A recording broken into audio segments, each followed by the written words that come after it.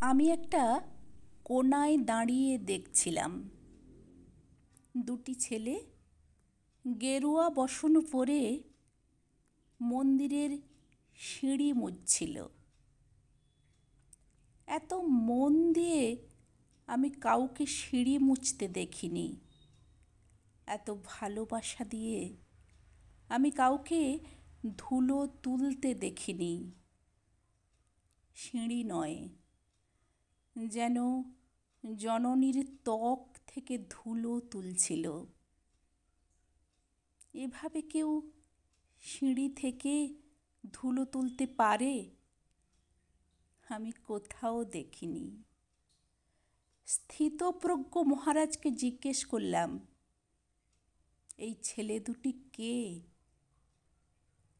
মহারাজ মৃদু হেসে বললেন, একজন নিউক্লিয়ার ফিজিসিস্ট, একজন IBM-এর 6 লক্ষ টাকার চাকরি ছেড়ে এখানে এসেছে, সিঁড়ি ধুতে এসেছে।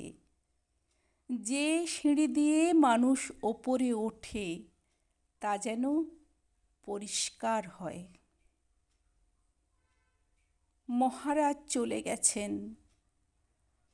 সন্ধ্যা নেমে আসছে গঙ্গায়। আমার ভেতরেও নামছে সন্ধ্যা। সারা পৃথিবীতে এত সিঁড়ি, সিঁড়িতে সিঁড়িতে এত দাগ, এত ক্রোধ, এত অপমান।